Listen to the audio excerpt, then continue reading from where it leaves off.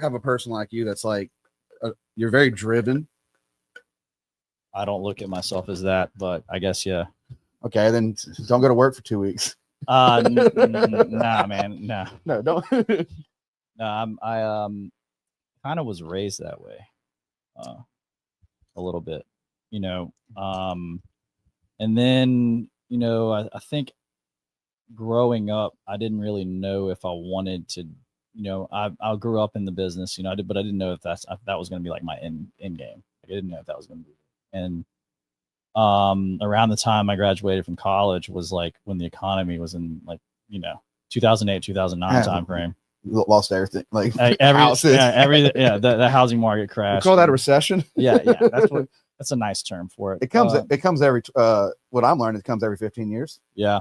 We're gonna let some people get in here, and I'm gonna hit some ads, but now also need to let's see, go in here. I'm gonna drop this right now. So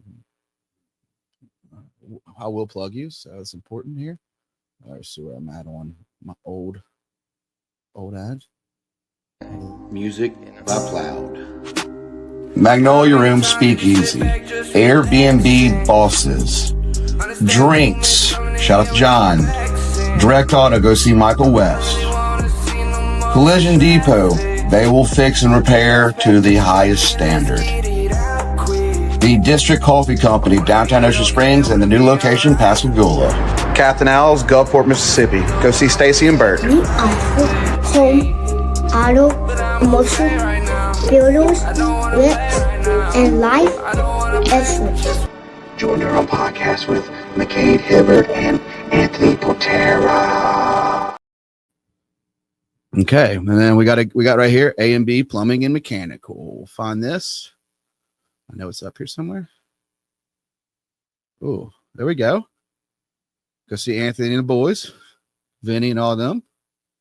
And then you can like and subscribe wherever you're watching this from. That'd be kind of cool. All right, let's go into the Willy Wonka of Pepsi. Let's go into Andrew Allen. I almost wore a suit like that.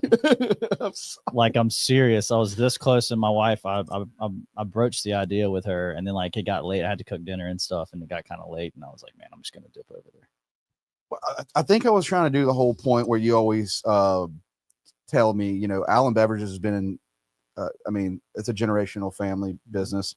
I mean, y'all are, besides Mama Seafood 2, are the second number one biggest businesses.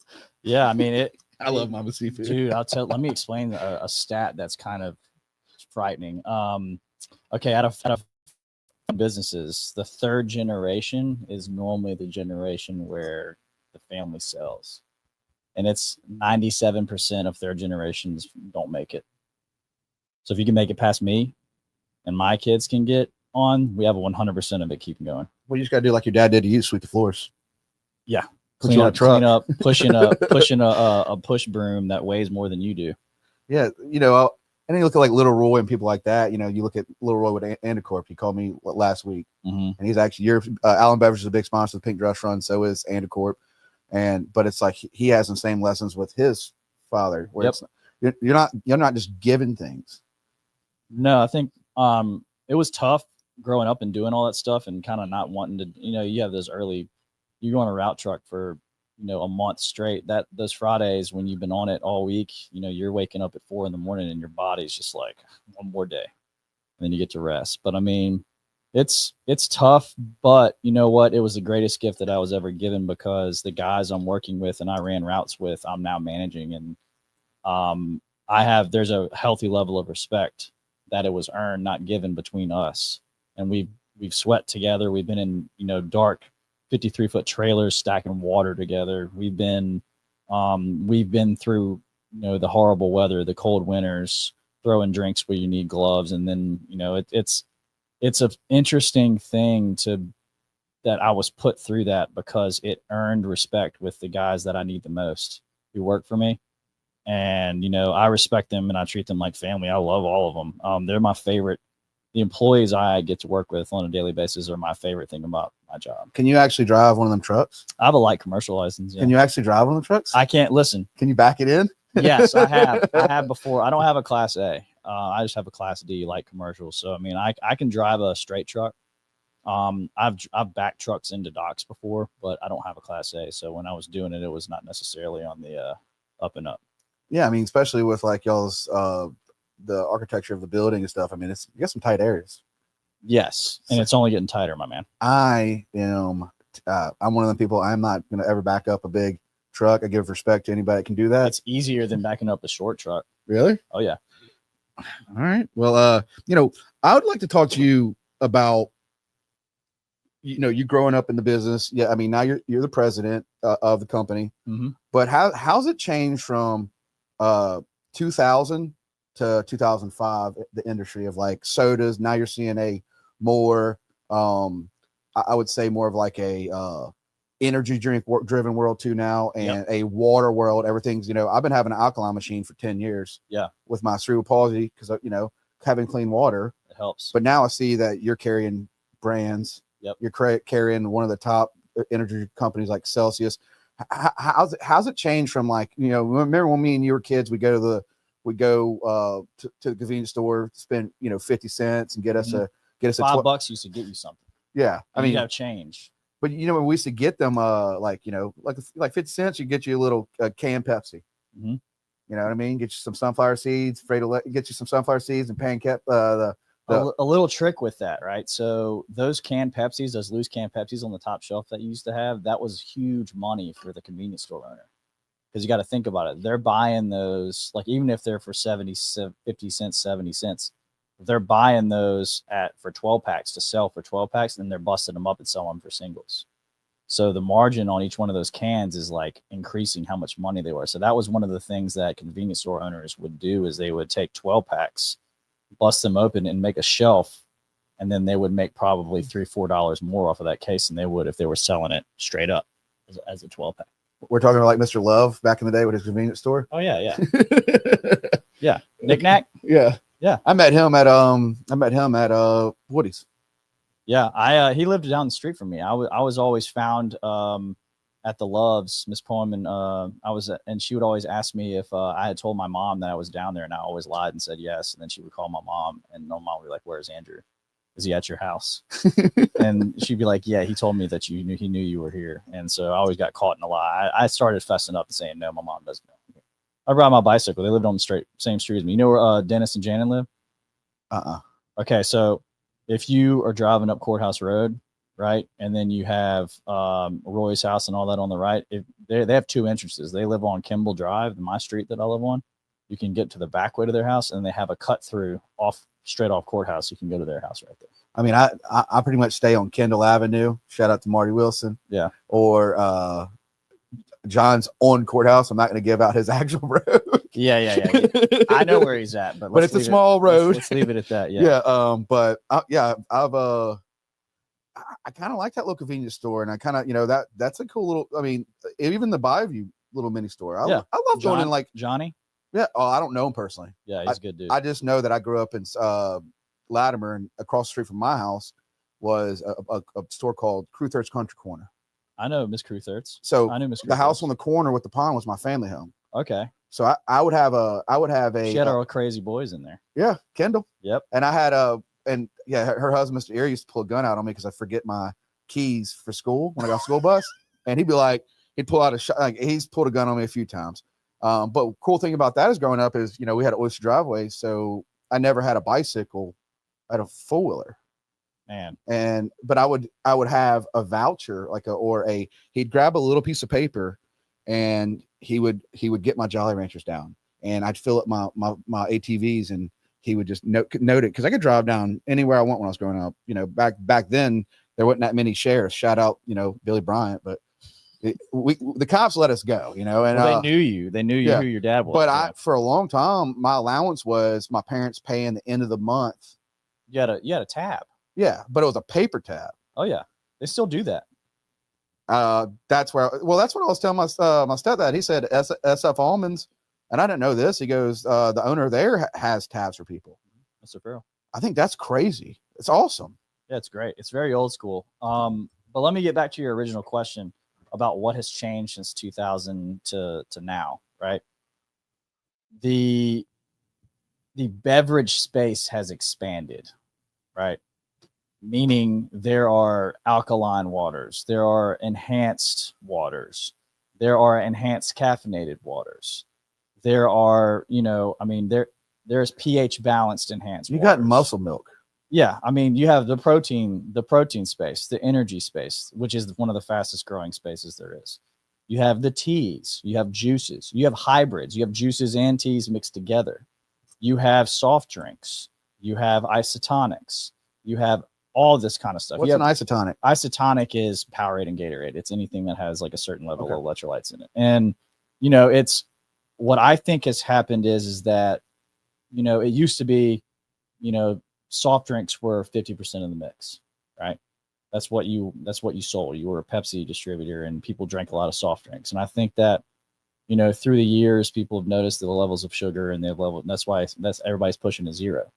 That's why zero, everything, Coke, Pepsi, they are the fastest growing products right now are zeros. That's why you notice all the LTOs, the limited time offerings that Mountain Dew has or anything like that, they're going to have a regular and a zero that comes out because those zero customers are just they're looking for it. And what's zero versus diet? Sorry. Okay, diet has calories in it. Zero does not. Okay. Like if you look on a diet Mountain Dew 20 ounce, it still has some calories. It isn't, but zero has 0 calories. So I mean, okay. Is there any kind of like extra additives and stuff? Or I mean, depends on what the sweetener's with, right? So like they've come out with all these different hybrid sweeteners. Like they have one called phenylalanine that is really is one of the one that's probably in this one right here. It's Pepsi Zero Sugar with cherries and cream. Yeah. Contains phenylalanine. But it's a 0 calorie sweetener is what it is. They find ones that work, like the ones that were like the aspartame and the Splenda and the sucralose and all that, like they all have a very specific aftertaste, aspartame especially. But phenylalanine is pretty smooth as far as the sweetener is concerned. Okay, so they're just what they're doing now is they're just putting more research and making a better carbonated drink. Mm-hmm, pretty much. But yeah, so it's just the portfolio has expanded. I mean, we always joke around and you look at like our load sheets that we used to have. They used to be 1 page and it would have all the products that you would have. And it was an 8.5 by 11. And then it filled up like half the page. Now they're legal. So they're 14 by 8.5 and it's both sides. So we have almost 630 SKUs in our warehouse. And how do you, I mean, I know you're Allen Beverages. I mean, yeah, of course you got Pepsi on front of that building. Yeah, that's the name on the door. Yeah. Yeah. But how are you able, do you have to go out do you have to just sell what Pepsi has like a franchise, or do you go out and you find drinks, or do they find you? Both. I mean, some of them they'll find you. You'll have opportunities that'll arise. And it's few and far between, but most of the time it's the decisions that parent company PepsiCo is making that normally utilizes what we're going to sell and where we're going to sell it, because and you have to sell it. No, you don't have to. Oh, really? So if they're not like, hey, Andrew, we got this new product. You got to buy. You can say you got to buy 8 crates. You can say no. I mean, I'm an independent bottler, which means I can make the decision I want. So if it's not good for my company, and I don't think that the public down here on the coast are going to drink it, then I can say no. How often do you say no versus yeses? Sometimes I do, but I mean, normally it's on like, hey, I don't think that this flavor is going to work, right? Like we don't drink a whole lot of unsweet tea. Really? Not really. Not particularly.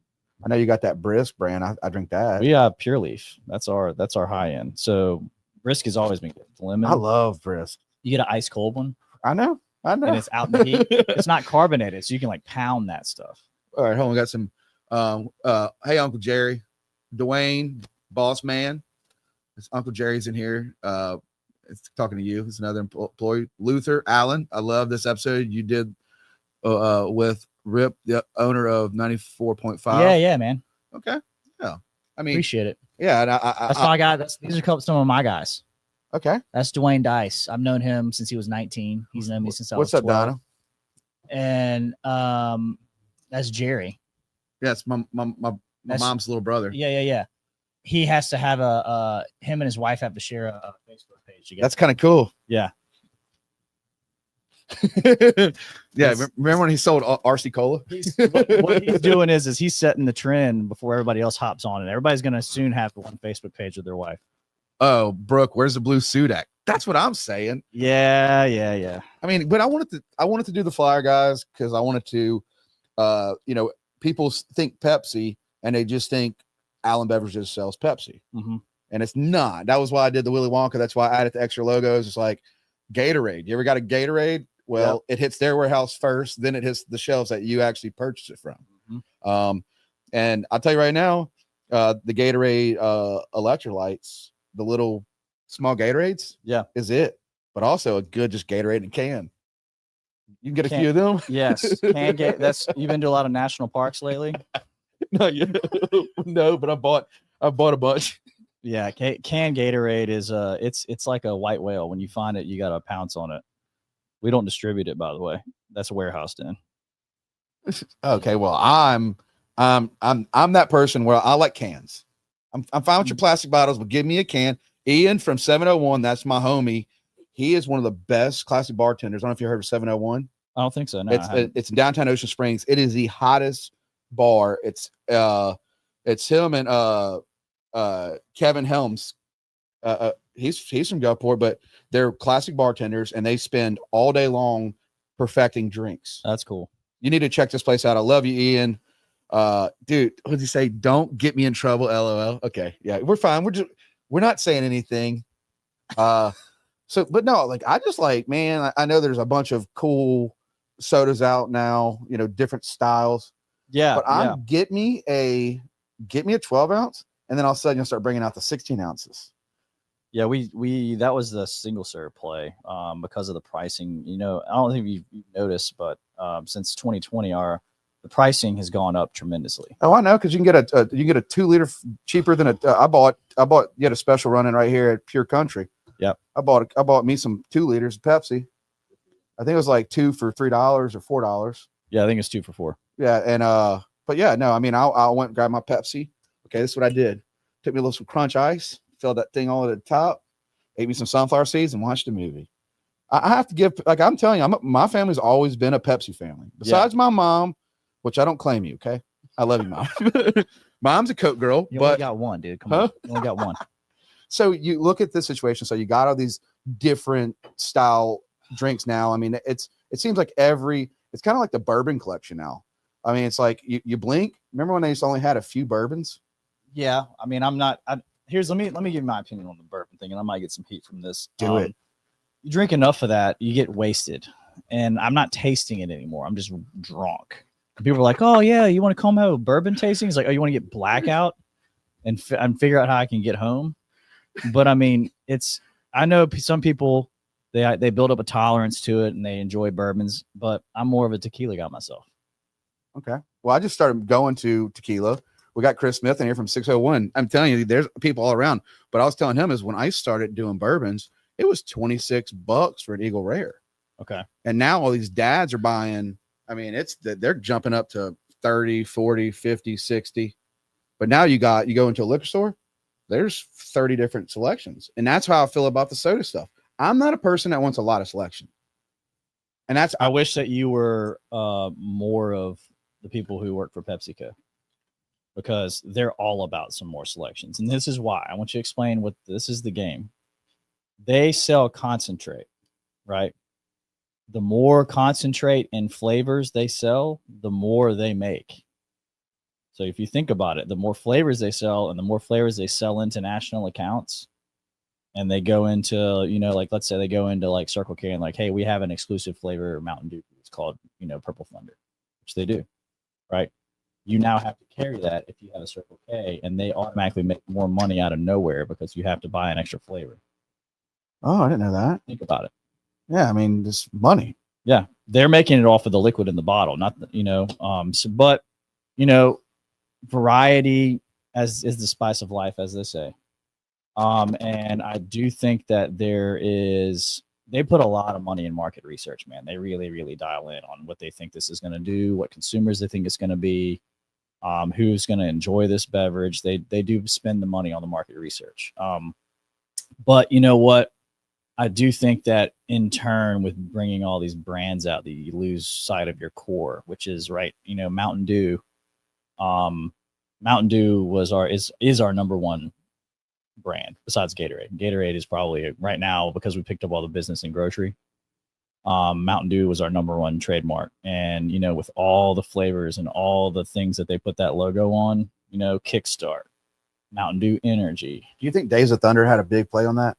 Days of Thunder. You know where Mountain Dew came from? What? Carolinas, really? North Carolina. Yeah. How'd they create it? A family called the Minges family. They're still around. Their family. They listen to this. They're blessed with the birthplace of Pepsi in their franchise. So you can go to the store where, you know, Caleb Bradham invented Pepsi in 1898. Like, it's an actual place. And you can go down in the basement and see all his original equipment that he used to make the brand. I've been there. It's incredible. But they have that in their franchise. They actually, like, you know, they hear the stories about Coke, how they actually had cocaine, whatever. Man, the original formula, the good formula. Yeah, they had it in there. Did they do the same thing with Pepsi? I have no idea. Because I mean, there was some type of medicines, right? So if you're like, it was like made for like a stomach ailment. Like, I think Pepsi, like Pepsid AC. Like, I think it was made like for something to like cure like a upset stomach. Some people told me about Mountain Dew, that Mountain Dew is like the first energy drink. It was. Okay, so that's the correct thing. I believe so. Yeah, okay. It was the first one that had the level of sugar and caffeine in it. Okay. Yeah. Because like I said, like, I think one of the first energy drinks, I actually never really drank Red Bull. It was like a Mountain Dew Amp. It's still around. But that was my go-to. That was back when it was in the little tiny slim cans. Yeah. Yeah. So I just drank them, and then they started the Kickstart. Yep. So I'll grab them. A lot of us do though too is I keep you in mind, because appreciate you. Listen, your loyalty is unmatched. Well, because you're a local. Yeah, like you're not a distributor that has, you know, 100 distribution. Yeah, I'm not the Gulfport wing of Allen Beverages. I am. Yeah, I'm just. You and your sister feed y'all's employees, and you know, do the best you can to stay alive. 100%. Yeah. I say this a lot to my employees. I say this a lot to people when they ask like what my job is, and if you boil down what my job is my job is to make decisions that take care of my employees. And if I take care of my employees to the best of my ability, they hopefully will take care of their job, which takes care of the company, which takes care of everything. And that's the mantra I lead by. And that's kind of why I buy your products. I mean, I buy it because I know. This is another question I was going to hit on with you. Is like, you know, I've done work with a lot of people that have, you know, they'll buy companies, build them up, sell them, and think about just making the money and move on. Mm-hmm. What, you know, whether the employees are taken care of or not, you're in a reverse. Like, you're more of, let's take care of the employees, take care of my people. Mm-hmm. And then if we get profits, you know, you and your sister, y'all be, you know, you just push, share it out, man. Yeah. And you push on. But there's a lot of people that you see now in business where like, oh, I'm gonna buy that building right there, and I'm gonna just, you know, bring up the numbers and sell it. And yet you don't have that mindset. Like, you're more about, every time I talk to you, you're like, it's always about my employees. It's all about my people. Yeah. Well, it's my favorite part, man. I always I have a letter that I do. We do raises every October, cost of living raises. So whatever the Fed cost of living is, like, let's say it's up 3%, 5%, 4%. And that's what we give everyone a raise at the company, right? And I always have to like type up a letter and put it in everyone's check. And like, I think we do direct deposit now. So like, I think they email it to them or something. But one of the lines that I always put in there, I draft it. It's a little different every year, but one of the lines I've always put in there is that the human beings who work for this company are our greatest asset. Not the products, not the, you know, the money, not, you know, our greatest asset are the people who come to work who are just trying to do a good job, you know, just want to get out there and do a good job. And then we have a few, man, there's some people that like this business gets in your blood. Like there's passionate people who work at this company who take their job serious, and the competition is fierce. You know, the soda wars, they talk about that in the 80s and 90s. That thing is still rolling. This war is not stopped, you know? So, I take it to heart. I don't take it for granted, but yeah, the employees are my greatest asset. Do you ever get like when you're doing these fixed bonus, income checks, like to increase these pay raises? Do you ever sit in your office and get like, does your stomach turn a little bit? Because how many employees do you have? 130. So that's a lot of money in fractions. So it's like, do you ever just sit there and go, no? Okay. You want to know why? Because I have people who will come up to me and say, hey, guess what? And I've known this guy since I was a teenager. And he's like, guess what, man? I'm like, what? He's like, I just signed on a house. Oh, okay. And that makes it. And I'm like, oh, that's fantastic. He's like, and then I go in my office and I think, I just helped that guy get a house that he's always like, him and his family now have a nice place to live because he's working. I had a buddy, I was on the phone with him today. His name's Doug Stout. He's a owner of Starbucks, him and his wife. Okay. And we were talking about, he's a sponsor too of the run. And we're talking about sharing this one thing. And it was, he goes, he's got a lot of employees. I mean, he's got like 15 or 20 in the state businesses, and they're like the top, I would say one of the top dispensaries. But he goes, man, he goes, it's one about me. And he goes, you're a lot like me. He goes, but he made this comment. He goes, if you're doing it for yourself, you're going to lose. If you do it because you enjoy it and your passion's in there and you care about people, that's when you're like winning. Like well, everything else will come. Yeah. And I thought to me, and he was like, me and you have that. Cause I was like, I told him, it's like, my goal, I mean, we've raised over $500,000 for the charity.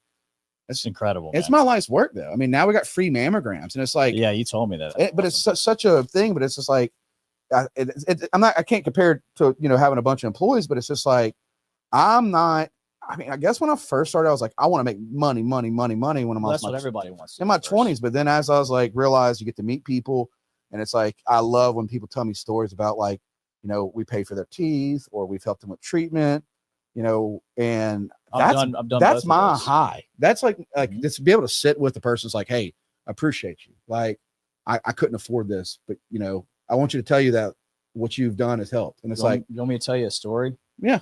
Today I was finishing up. I moved in, like I told you, I moved into my dad's new office, and I was going through. He had a file cabinet that had he had filed everything away, and one of the files I was going through, and I was shredding everything that he didn't need. He doesn't need like tax returns from like 1987. He doesn't need that anymore. But one of the files I found was Allen Beverage's Hurricane Katrina Relief Fund. It was in a manila folder. I opened it up, and it was letters of people from other bottlers, independent bottlers throughout the U.S. writing to my dad saying, hey, enclosed is a check for, $500 to put relief fund for your employees. Enclosed is a check for $10,000. Drew, hope everybody's safe, need to play golf again soon one day, that kind of thing. Here's 10 grand. Like, here's from the Carolina Canners. Here's $30,000 that we put together. That's like 10 or 11 bottlers. Here's $30,000 we put together for the relief fund.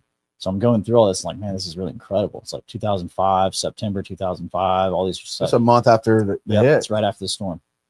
And so towards the back, I started seeing employees. They had filled out a form, and what was given to every single employee at the company after Katrina. And it was your name, your address, whether you owned your home or not. Did you get water? Do you have insurance? Have you gotten government assistance? What's the damage amount? And then what's your deductible? And it was in alphabetical order, and it was everybody. I was going through, I'm like, there's Dwayne Dice. There's Mike Hinton. He lost everything. And then in the back was a spreadsheet that my dad put up, and he had the total amount of everybody's, and he had it all worked up. And then he had the donated amount, and then he had the amount that he added to pay for everybody's. It was $300 and something thousand. Jesus. And so he put people's roofs back on. He paid deductibles for people. We had some people who lost their entire house, and just finding that, I was like, I'm saving this. The reason why I'm saving this is because we're going to have another storm, and I need a template. Did he never told you as a kid? I never saw anything like that. I had to dig all that up. At the time, we were teenagers. I was in college getting drunk, man. What year did you graduate? I graduated in 04. from high school, and I graduated from college in 2009. Yeah. So I mean, but you just because they missed it like 2 years later. So yeah, you were just. I was in Starkville, Mississippi, at Mississippi State when Katrina hit, and then we weren't allowed to come back down here for like a month and a half. Like the National Guard had it all blocked off, and then I think we finally made it down like a little later on in the fall. Yeah, I was. Where were you at? I was living in Spanish Fort. We didn't really, we had a built-in generator in Baldwin County, and I was living over there. But I went and came home and partied with my buddy Jackie Sherman. How bad was it over there? It wasn't bad at all. I mean, but the thing is, the only thing I didn't like about that community is like they didn't let people if you didn't have a license to where we live. We have self-pump gas stations. I mean, it's like the high end of I would say Mobile area. Got it. Yeah, it's like the DAF. You got to show your address to get gas. Okay. They're very strict about that, but I didn't stay there. I actually came over, partied with my buddy on Seaman Road. We went out to a couple parties. I remember we went out and then we got pulled over during the storm. The night of the storm. Okay. We got pulled over and he did a sobriety test. He passed it. I mean, we're teenage. He passed it, and but we went to sleep. I woke up, and it was we knew a storm was coming, but it's a hurricane. We're like, we've grown up around him. Yeah. It's like it's our fine. Well, I remember waking up at his house, and I get up. I'm like, oh shit, and I knew everybody's going that way. Yep. Well, I was like, come on, Mama, let's go, because she was living on Big Ridge. Well, Mama already survived Katrina. We heard that 1,000 times. Mm-hmm. She ain't going nowhere.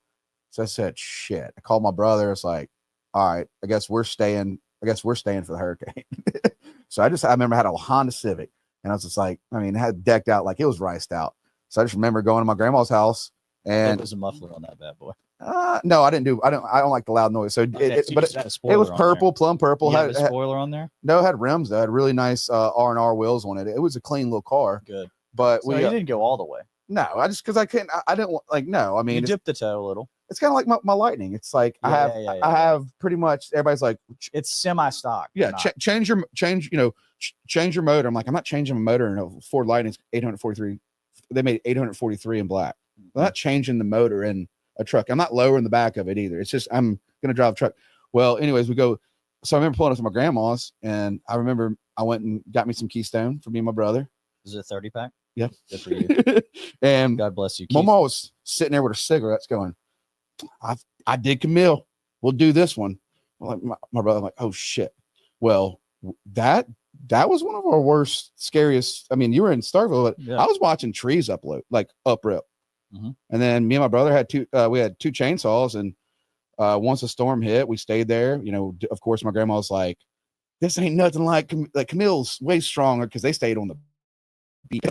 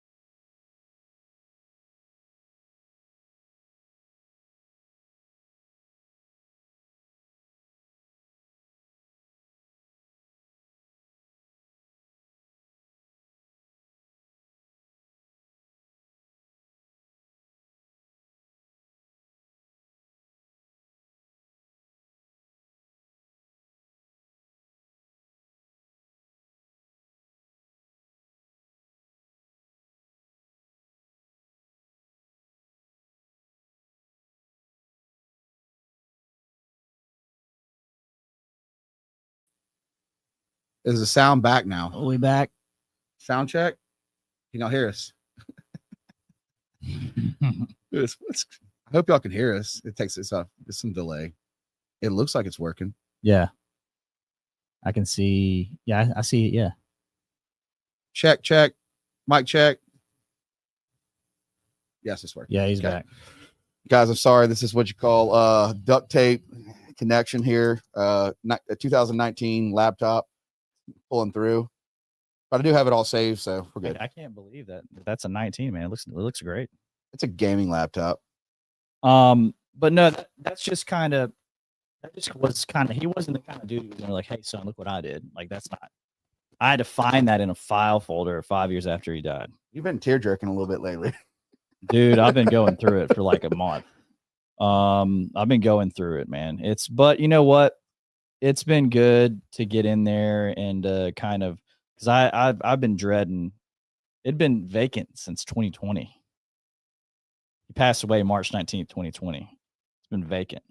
And I'm talking about the paperwork that he had in his hands when he was wheeled out in the ambulance was in the office on the desk.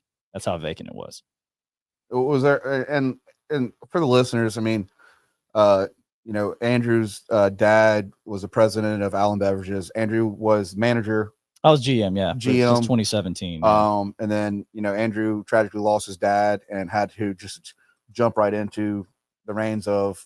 Well, the crazy part is that like a month later, the world shut down and no one knew it was because COVID hit. And like, so like, not only am I the GM, I'm also, a month of losing a dude who like I bounced ideas off of him. He was a sounding board. He was like I was lost, so I just clung to everyone around me.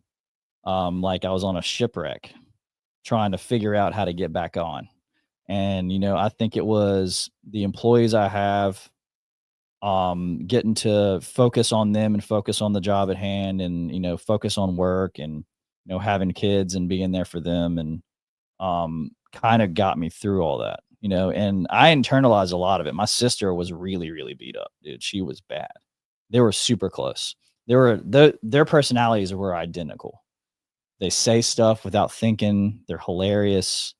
They were very, very similar personalities, and they were really, really close because she was his only girl, right? And they kind of rule everything. Yeah. I have two. Trust me. Girls rule the world. And as well as they should. They have better tempers sometimes. But you know what? I kind of had to be there and be like the Rock. I kind of had to be the one that was like, listen, I'm gonna have to have all the hard conversations with like attorneys and I'm have to talk to like family members and there was an onslaught of folks who like my dad had dealings with that were like in the middle of deals that I had to like shut down. You know what I mean? Like where like he's like, hey, he had promised this amount of money to this, and I'd be like, listen, man, that's done now. I have to have conversations like that. There were a bunch of those in the first month and a half, 2 months. Were you trying to please everybody, or were you? No. I was just telling them it's not happening. Okay. It's not. So you were just numb by then. I'm shutting them down. Like Okay. I'm just shutting doors left and right. And I said, you know what? It's not happening. I'm sorry.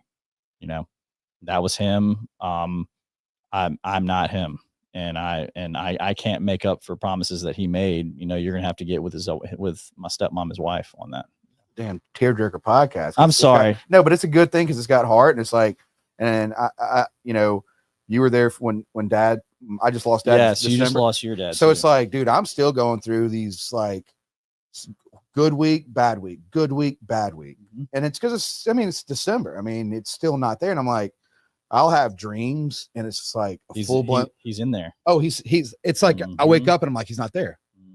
And it's like, Jesus. There was a period of time, dude, where I was just waiting for him to like walk around the corner and I'll be like, where the hell have you been? You know what I mean?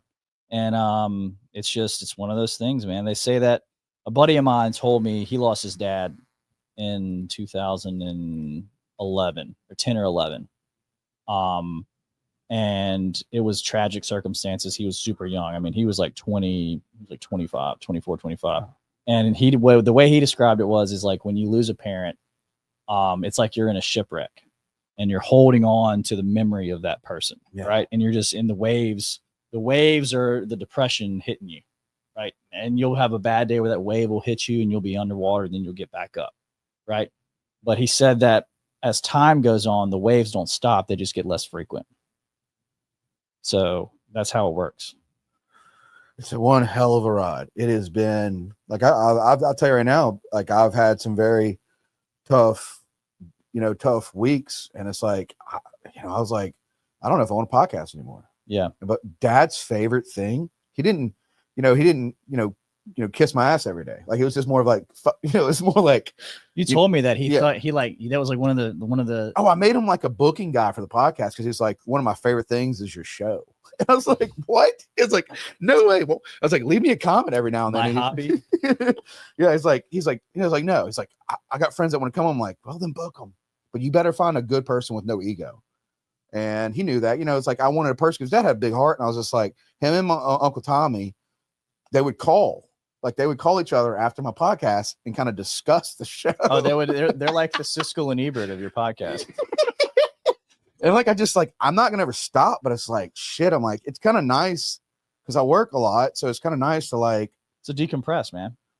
Yeah. I mean, and you have your show too with Pepsi, and you've hit on some big stuff. It's the Bottled Up podcast. And you can find it at allenbeverages.com. We do one a month. So I try to do one a month. I try to get them all recorded pretty quick, and then we'll just release one a month. Normally it's around the 15th of the month. You can get it on Spotify, Apple Podcasts. And one thing you're gonna like about his podcast is, I mean, he comes with questions, and he's very, I mean, he'll go after like Brad and Brooke from the Shed, and he goes direct.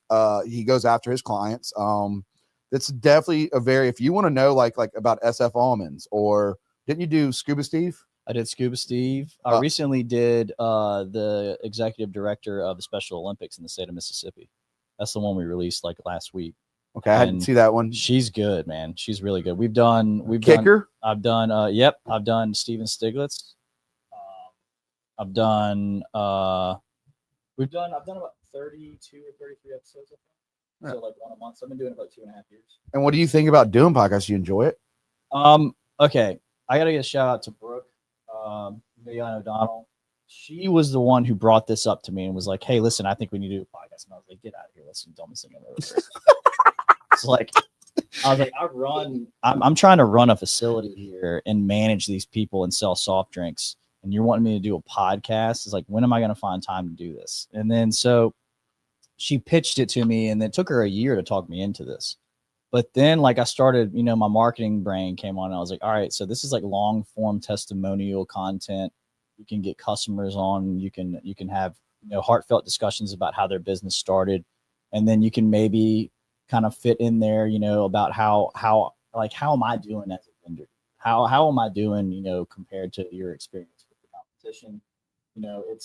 I think that I like the long form of it, man, because it lets you have more of a conversation, and it's not like that. Hey, explain to me the Special Olympics in 5 minutes. Now go. And this was her first. The lady from the Special Olympics was her first podcast, and she was like, "I'm really nervous." And I said, "Listen, this is a conversation. We're going to talk for 35 minutes. I'm going to ask you some questions. All these answers." And so she was like, at the end of it, she was like, "This is my first podcast, and we went by super fast. I had so much fun."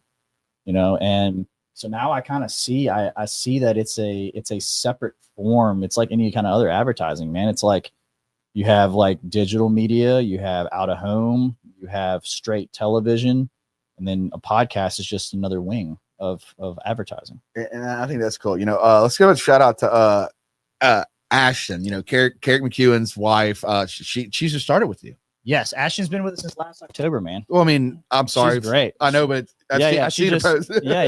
Ashton's great. Ashton is Ashton, congratulations on your recent child that you had. She just had a baby about 3.5 weeks ago. So her husband, I've done a lot of that. He was one of his sister ran Slippery Sam's. We did the nighttime Slippery Sam's. Were you a Slippery Sam's or a Wet Willie's, man? Slippery Sam's. You were Slippery Sam's? Yeah, I mean, that's Slippery Sam's all the way. Because like I said, like Carrick's sister, I mean, was working there, and it's me. Who else was Brandon Bailey, Michael McDermott. Okay. He had Pelican Point.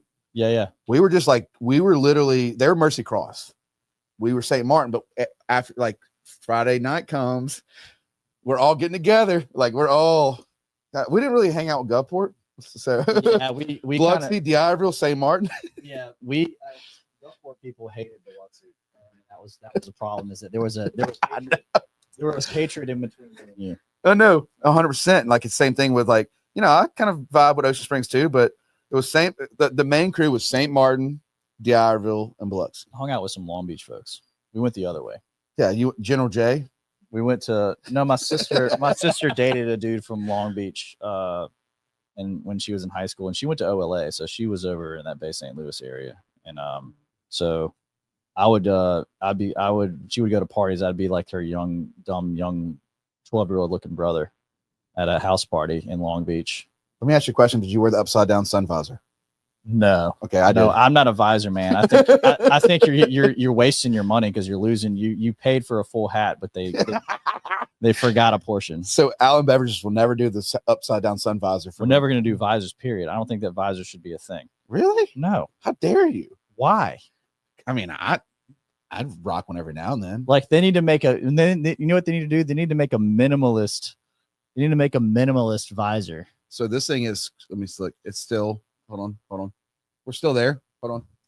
I just want to make sure that I've seen the recording. I want to make sure the recording's there. What I'm saying, Jordan, is that they need to make a minimalist visor that it doesn't even have the front of the bill. It's just the bill with like a strip around it. No. It's the deep V-neck T-shirt of hats. That's what that is. No. How dare you on sun visors? No, I'm just joking. I'm going to start drinking Coke. You better not. No, but you know, if you look at that situation though, but you're from the coast. Yeah. You're not like you've been around all your friends. Man, I'll call you and be like, you know, I need this for this, or let's say the pink dress run. Mm-hmm. I call you, you're like, dude, you're doing a good cause. We're coming in. And I love that about you because, like, I think that's you're not doing it like. Let's go to the first thing that I really started admiring about you is how you spend your WLOX. You spend your WLOX money or your advertising money, not for Alan Beverage, not for Andrew Allen at his office going like, come see us. You're like, nah, y'all get out, go find that business, Burrito Zone, the Shed. Let's do a full commercial and let's highlight them. I want more people drinking, and you're smart. You started doing that before everybody. Like I started picking up on you. I ain't gonna lie. I started picking up on I started doing that at the car lots before I knew you, but like I didn't see your ads, but I was just doing it with like when I started doing like Ray Brandt, I was just doing I would just be like, I don't want to do the general manager. I want to do the employees. Yeah. So I would do videos with the employees, introduce yourself, go sell a car. But I didn't see in your ads. And then probably a couple of years later, I'm like, we're doing similar kind of shit. And I started seeing you like really get into this like B2B, baby. It was just like I think we both were like, hey, but then you really full load your marketing where it's like, I mean, you shout out all your like if you're in a business and you want to do fountain drink, like it's like it is to him, it's the most important thing to get a client signed up to serve, you know, a Pepsi product and have the fountain drinks for bars. The one thing too is, and look, if you like Coke, I mean, if you can have, if you want to have Coke on there, he's fine with that. But the fountain series of like, you're going to get customer service. Like you're not going to like call, a place in Atlanta or something. Yeah. You're not calling a hotline. You're going to call a person. Yeah. And I think that what people really want, honestly, and this is how I put it. People are coming to your restaurant because of your food. You know, if you have an idea in your head that I have to have a certain beverage in my restaurant or people are not going to come, then you aren't putting enough faith in your food that you sell. You know, it has nothing to do with the beverage, right? So if it has nothing to do with the beverage, then wouldn't you want a beverage company that actually wants to push your restaurant to give you the best pricing and service, who has your back if you have an emergency? You know, you can call and say, hey, listen, I forgot I have this event tomorrow. I need some cans to give away. Can you get them here? Yeah, I have a hot shot ready to go. You know, that's how we sell ourselves is, you know, we're locally owned and operated. We're right up on Dido Road in Gulfport. When someone comes to you, you're going to have a point of contact. You're going to have a human being to call, whether it's service, whether it's, you know, sales driven. We're like, hey, I need somebody to bring a bag out to me. I'm sorry. If it slipped my mind, I didn't realize I was out of lemonade, something like that. You know, that's what we do. That's what I hang my hat on, and that's a lever that I can pull as hard as I want, is how much I service my customer. And that's what sets you apart. That's my competitive advantage. Yeah. I mean, because it's like you're like, you're not like, hey, grab a bunch of this merch. No, I mean, yeah. So there's ways, and I had to beef up my service department tremendously when we started these initiatives, because I wanted to make sure that the checks that our mouth were writing would be cashed by the techs. I added a bunch of folks over there, that are willing to go on call and to handle this kind of stuff. But whenever I took over in 2017, I was like, what's going to be my initiative? You're sitting. I remember sitting in, you walk in, you're in the general manager's office, and once you're the boss, no one wants to talk to you unless it's an emergency or somebody's in trouble. Like, they're not like, hey man, how are you doing today, man? What's going on? So what happens is I'm sitting in there and I'm like, okay, so how do I do this? I know how to run routes. I know how to work in the warehouse. I know how to, fill a vending machine. I know how to sell. How do I inspire people to do what I want them to do? And how do I make sure that we're going to be successful? And where do I not have enough? And I realized it was in on-premises fountain business, and so we made a significant effort over the last 8 years to try to get into that business. And we've made some headwinds, and we've made some really good partners and customers. And my job is to help promote and shepherd them with whatever marketing materials they need, whatever advertising they need. That's my job, is to partner with them, truly partner with them, not sell them something and then be like, hey, pay me, see you later. It's what's going on in your business. Do you have an event coming up? Is there anything I can put on social media? Can I do a shout out for you with WXXV? Do you want to get on the podcast? Can I make a billboard for you? What can I do to partner with you? And that's what a partner does. They put skin in the game just as much as the other person does. My job's not to sell you drinks. Anybody can do that. My job is to make sure that people realize that you're out there and that you're a business, because then we're both going to be successful, because people are going to be drinking my drinks, eating your food. You're going to be ordering more product from me. It's symbiosis. It works. I think you're moving to that, and that's very authentic to it too. It's like, you're really like, you're not just trying to, you're like, hey, let's partner. And I love that about you. And I kind of try to, I definitely have been modeling myself for a long time. Like with, I want to keep that in mind. Yeah. And I'm, like I said, like, it's just like, you look at like, today, with the insurance, I had a good week, but I had this customer that, that I had for like a progressive client that I couldn't get a quote. He had a kid is mentally ill. Okay. And they want to put him on the policy and rate him, even though he's not a driver. And it jumped up his policy.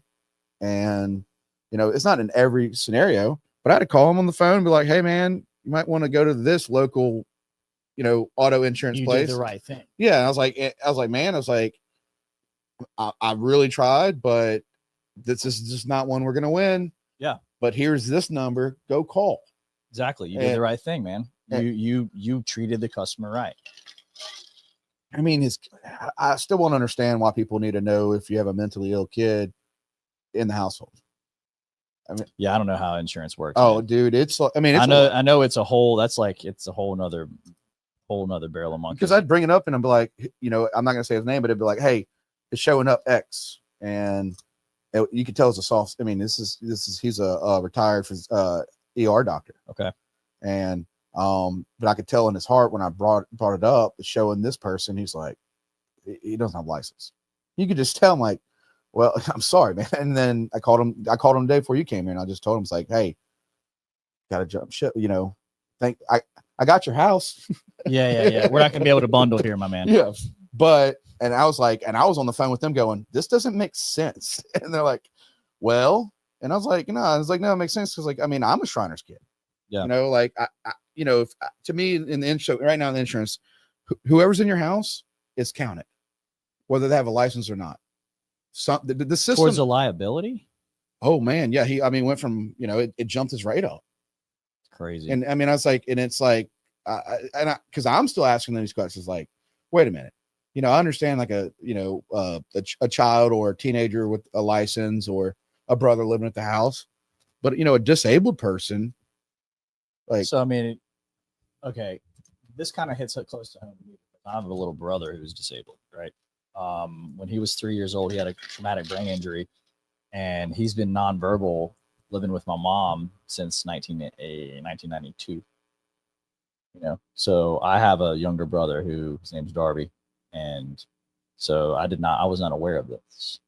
It's in every carrier stuff, and I hope I don't it's not just it's not just Progressive or the big brands. It's just they have to know who's all in the household. It's a policy thing.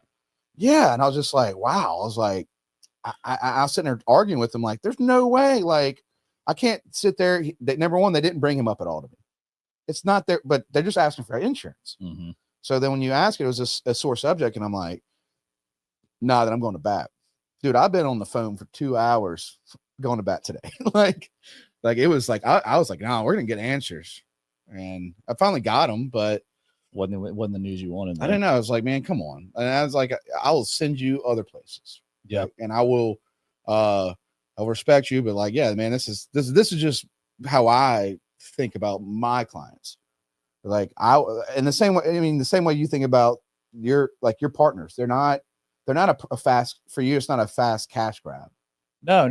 There's a level of investment that goes on every restaurant customer that we do. I think that you're getting stronger and stronger because you are beating everybody, because there's not one person I've ever heard say Andrew Allen is not a person of the community. Like, I'm serious, because everybody's like, I see you on everything. You sponsor, you're part of the community. Like, well, yeah, you have to be. I live in it. But it's fucking awesome. That was always something that, that comes from my grandfather. So your dad and your grandfather were the same way? My grandfather was huge, dude. I was going through stuff today. I saw my dad had a resume, right?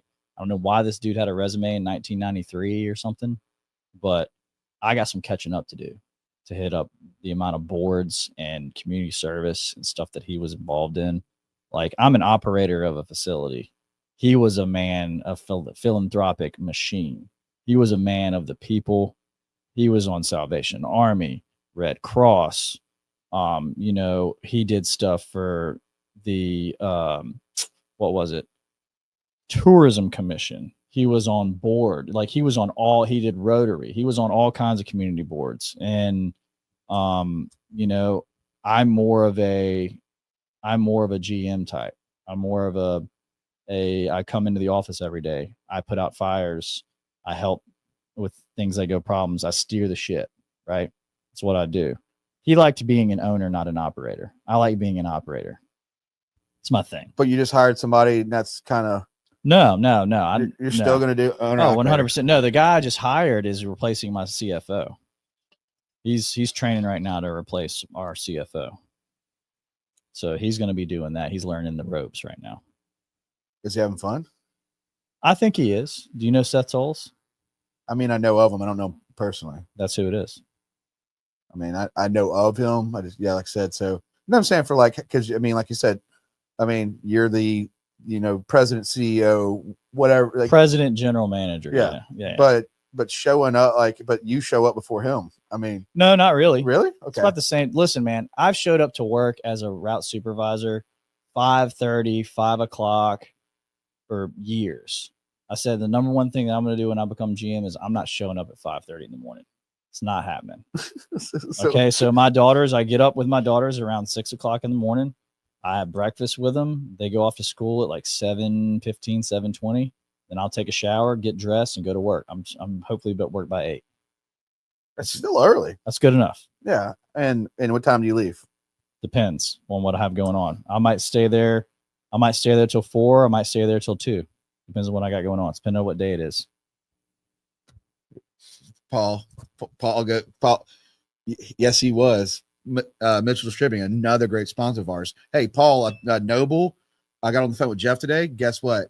They're going to do a pink lemonade Carter's Champions seltzer.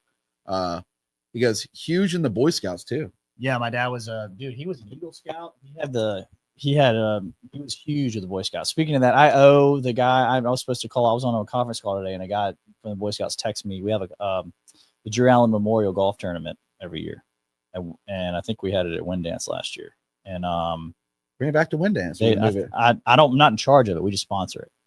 But yeah, I need to. The guy's name is Micah. I forgot to call him back. So Micah, I don't know if you're listening or if you're fine. I owe you a phone. He is a busy guy, and it took me 6 months to get on the podcast. It's not true.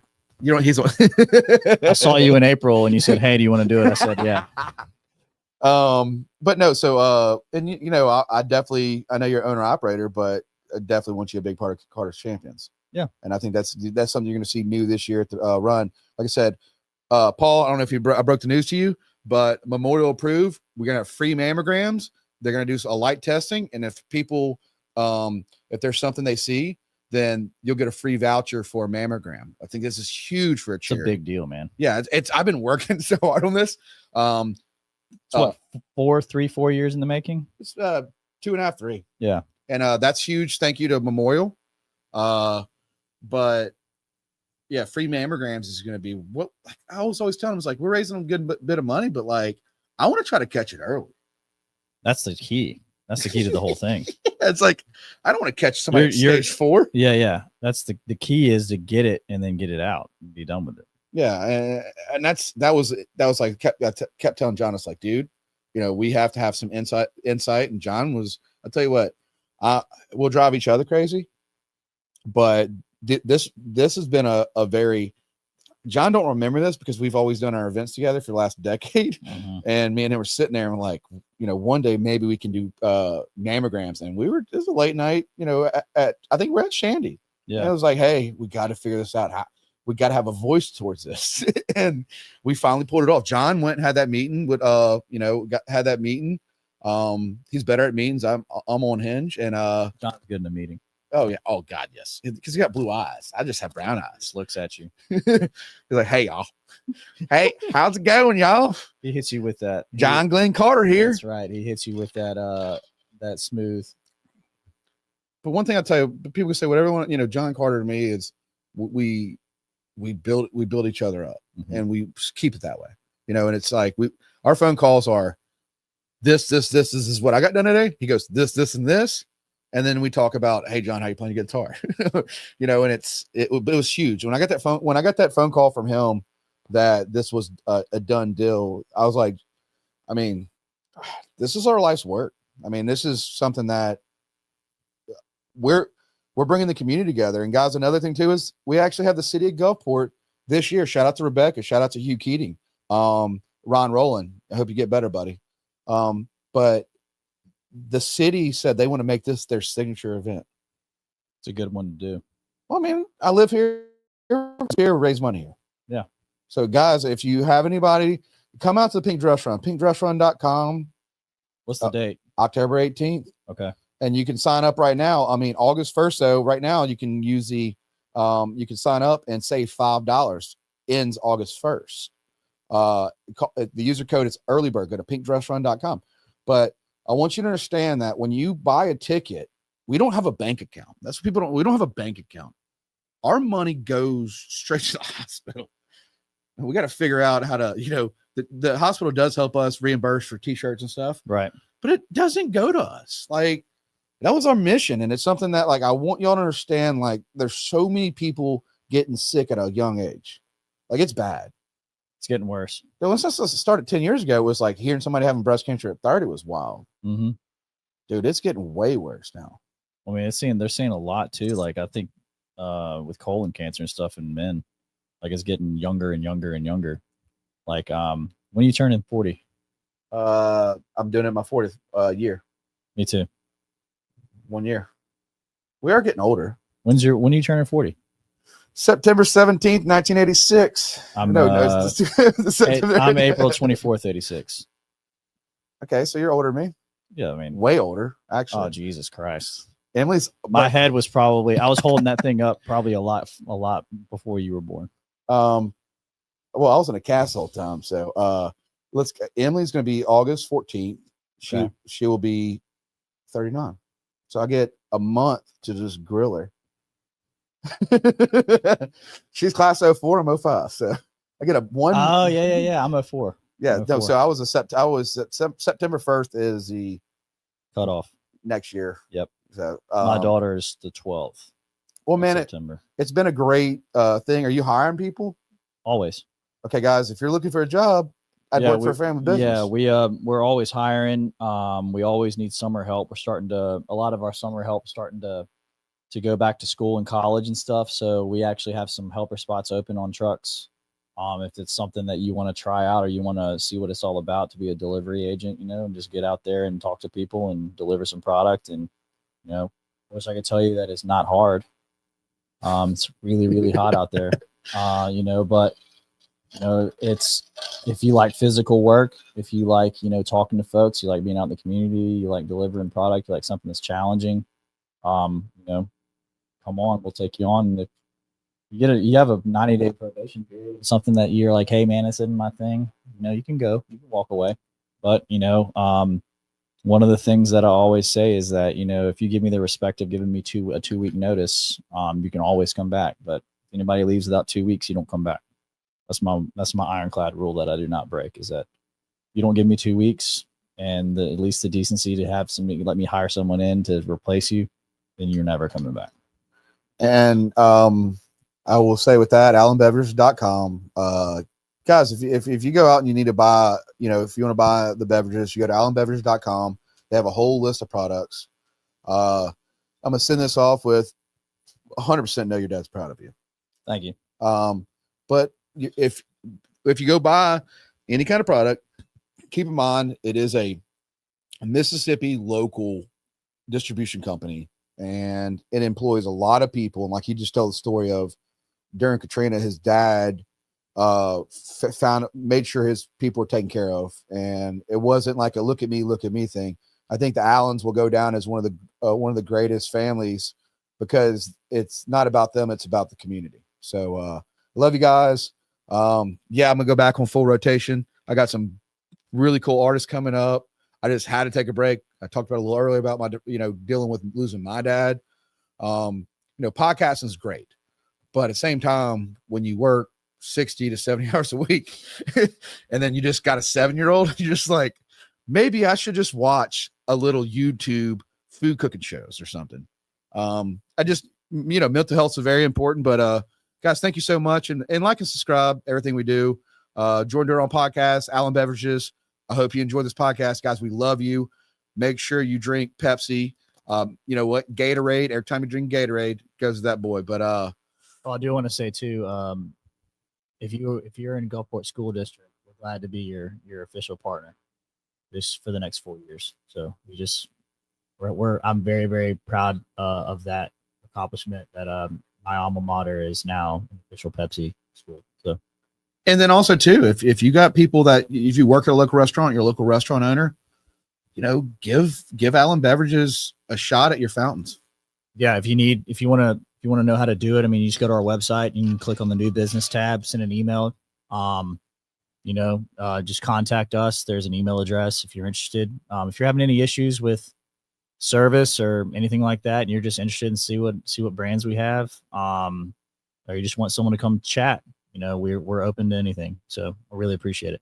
Love you guys, and love the Gulf Coast.